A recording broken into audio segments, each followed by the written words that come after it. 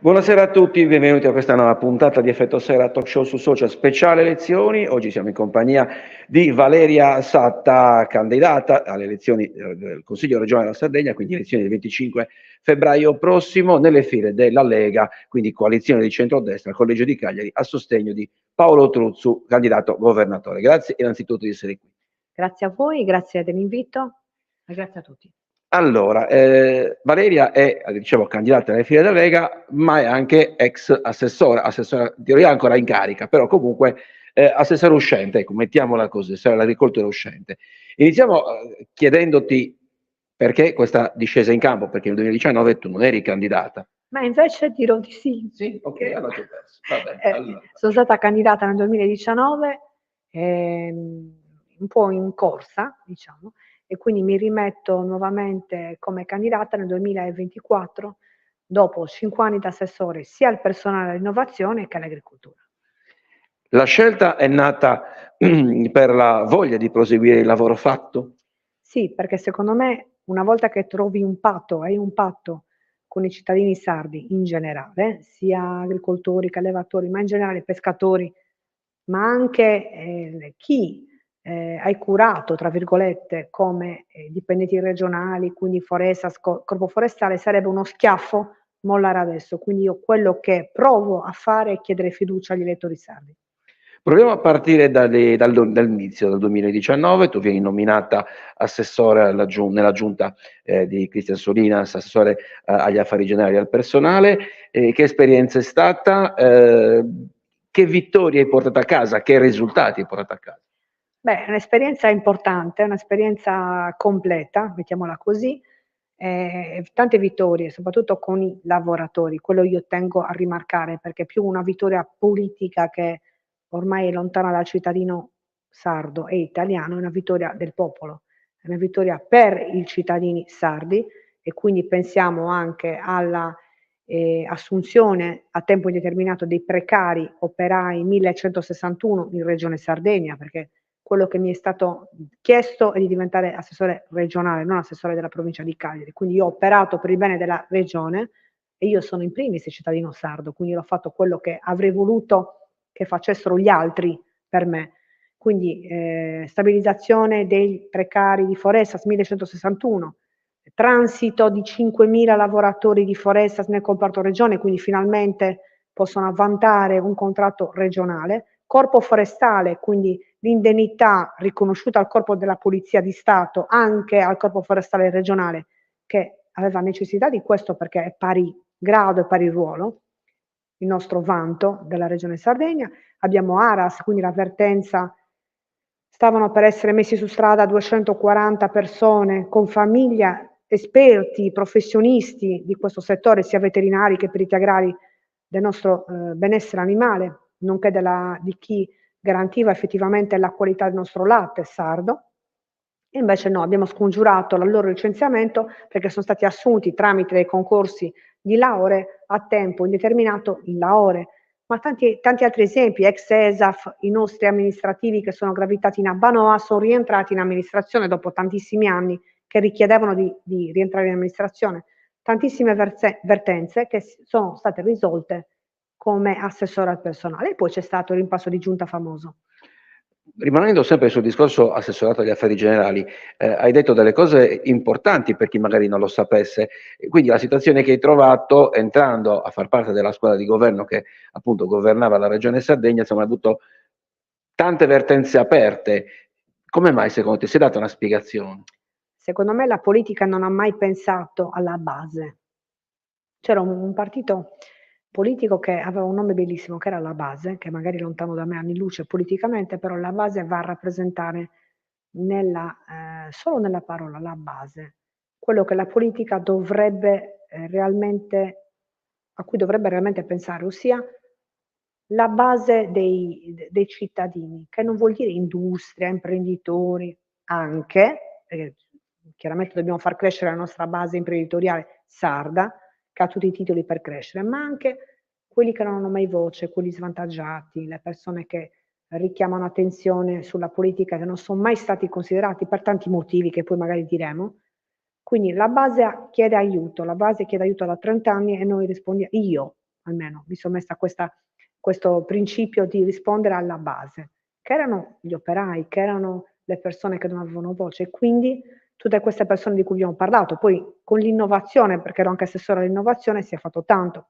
La più veloce rete veramente della pubblica amministrazione in Europa è stata fatta con la giunta Solinas e assessore che non conta niente, che sarei io, Satta all'innovazione, per il quale si è resa la Publicentos, denominata Kentos, a ricordo dei nostri centenari, la più veloce rete pubblica in Europa, è stata fatta con la giunta Solinas. Anche perché parli giustamente di 240 lì, 1100 lì, altri 500, cioè qualcuno forse non riesce a cogliere il fatto che dietro ogni singolo dipendente, maschietto o femminuccio che sia, ci sono famiglie, ci sono buste paga, c'è la sussistenza e c'è poi il tessuto economico-sociale del nostro territorio, della nostra regione. Quindi è vero, i numeri sono importanti, ma dietro ogni numero c'è una storia. Che è quello che mi interessa di più, perché la politica dovrebbe fare quello, pensare alle famiglie, al tessuto sociale, al sociale. La politica nasce per quello, cioè la politica non nasce per arricchirsi, la politica nasce per pensare al sociale. Quindi uno dice, dietro agli operai che abbiamo, che chiedono aiuto da 30 anni, da 25 anni, da 20 anni, abbiamo delle famiglie, più che altro, soprattutto monoreddito, che devono sbarcare e andare in banca a chiedere un prestito per qualsiasi cosa, macchina. A noi non interessa per cosa, a noi interessa che dobbiamo dare sostegno, aiuto a queste famiglie. Quindi è lì che la politica deve entrare in campo. Ripeto, non tanto per aiutare le imprese che già si sostengono, ma hanno comunque necessità di un aiuto da parte della politica, è quello che io dovrò andare a fare. Però prima di chi già si sostiene devo pensare a quelli che non si sostengono. E questa è stata la mia politica, diciamo così, personale. Ripeto, Valeria Satta, candidata sempre, abbiamo detto, nelle file della Lega alle elezioni del 25 febbraio al Collegio di Cagliari. Che Sardegna ti immagini entrando in Consiglio regionale? Qual è la tua idea di Sardegna? Soprattutto innovazione, che è una parola che tutti che tutti dicono, ma in realtà nessuno conosce, se non a pochi. Innovazione non vuol dire innovazione per forza digitale, per forza tecnologica. Sì, il filone deve essere quella, ma deve essere innovazione di pensiero e di vedute. Cioè noi siamo stati la prima regione, lo dico da assessore all'innovazione, sicurezza IT, affari generali, siamo stati la prima regione a creare un sito web, una pagina web in Europa, quindi grazie a Dio possiamo portarci questo vanto.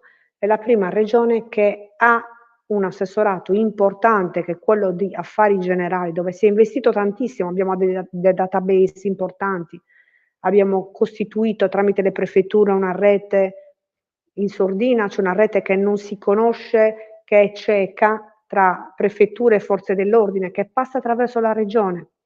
Non tutti conoscono. Abbiamo un sistema informativo importante e digitale importante che nessuno conosce, ma magari per pochi.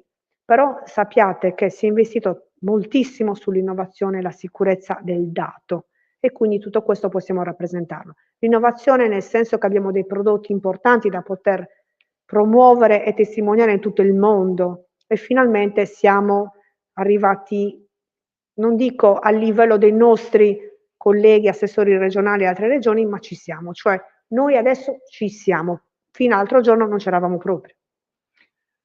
Al di là di questo è importante sicuramente, però ci sono tanti temi programmatici, politico-programmatici toccati che si toccano in questa campagna elettorale che potremmo definire anomala, soprattutto per i tempi tecnici. Diciamo, ripeto, si va alle urne il 25 febbraio, quindi praticamente fra pochi giorni. Ti chiedo, ad esempio, uno dei temi più dibattuti in questo periodo è il tema dei trasporti. Ecco, che idea hai? Non solo in tema di trasporti da e per la Sardegna, ma anche in tema di trasporti all'interno della Sardegna. Questo è un tema molto sentito, molto caldo. Io penso che i miei 2 colleghi, sia l'assessore Todde che l'assessore Moro, abbiano fatto tanto. Non entro in merito a quello che io vorrei che fosse fatto, anche perché fino a quando non ci sei è troppo facile dire io farei, ci devi essere. Anche da assessore all'agricoltura, assessore al personale. Io se fossi stato in te avrei fatto. Intanto devi esserci per poterlo dire, perché io da esterno Penso che si possano fare tante cose, però una volta che sei dentro la macchina, e la macchina ricordo, non è solo quella politica, anche quella amministrativa, quindi quella della struttura, quindi quella delle leggi, quindi quella del funzionario, del dirigente, dell'amministrativo, dell'Europa, del governo nazionale, ci son tanti step dopo la Regione Sardegna, quindi tu ti devi interfacciare con tutti questi step. Quindi io su questo non voglio dire niente rispetto a quello che non ho vissuto personalmente. Io posso dire quello che ho vissuto da assessore, da 2 assessorati, quello sì, posso dirlo sulla mia pelle. Su quello che hanno esercitato come compito i miei colleghi assessori che si sono interfacciati nella giunta Solinas non posso dire niente. Sicuramente hanno fatto bene, no, anzi benissimo, perché loro stessi avevano tutte le intenzioni di fare bene nel nome della nostra regione.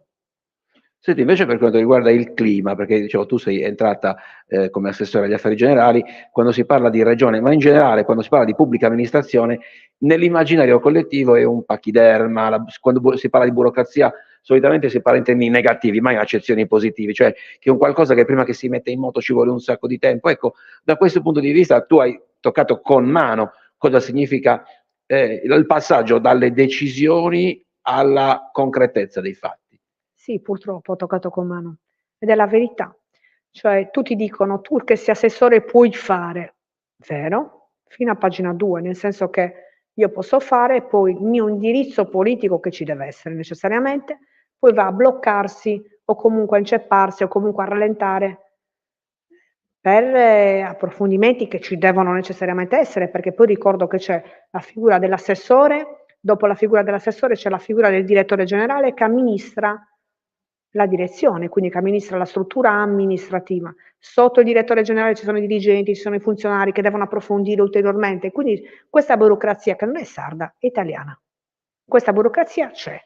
Quindi dobbiamo convivere, dobbiamo cercare di trovare delle soluzioni che vanno a snellire la macchina, è vero, o con leggi o con atti o con quello che si vuole, però è un processo lento. Si sta facendo qualcosa? Sì, ma con i tempi che devono esserci, cioè nel senso non può venire Valeria Sata a dire: "Da domani non ci sarà più burocrazia", magari.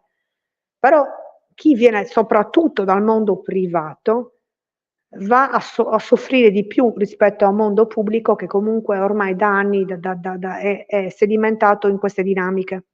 Quindi quando delle volte mi si è, detto: "L'assessore è contro la pubblica amministrazione, è contro i dirigenti", in realtà io non sono contro i dirigenti, io sono contro il sistema, contro questo sistema che per privati, cioè chi fa, girare la macchina privata è un cancro.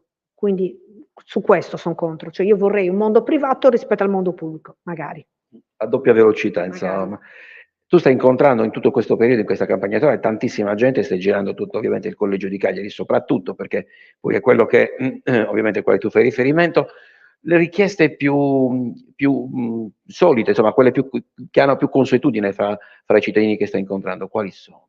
Io ho fatto un errore, per alcuni un errore, per me non è stato un errore. Cioè io ho esercitato il mio ruolo da assessore regionale in tutta la regione. Per me non è un errore, per me è un mandato, no, mi è stato dato un mandato, sia assessore regionale, quindi ho esercitato, tra virgolette, con molta umiltà ovviamente, in tutta la regione Sardegna, l'assessore regionale, che sia il personale, l'innovazione, l'agricoltura. Quello mi è stato detto come compito e dato e quello ho fatto. Qualche politico di vecchio stile mi diceva: "Ma perché perdi tempo in Ogliastra, a Sassari, in Gallura, se il tuo collegio elettorale è a Cagliari?" Perché sono assessore regionale. Cioè io ho fatto tutto, da cittadino sardo, in primis del mio ruolo, proprio perché volevo dimostrare, e non solo a me stessa e anche agli altri, che il politico, o cioè la persona che sono in questo momento che rappresenta un ruolo politico, detto politico potrebbe anche spaventare e dare fastidio a qualcuno, anche a me, magari in primis, deve rappresentare la regione. Quindi tutte le istanze, le cantine visitate in tutte le altre province che non siano la mia. Che non fossero la mia, ha comunque dato dignità al ruolo regionale.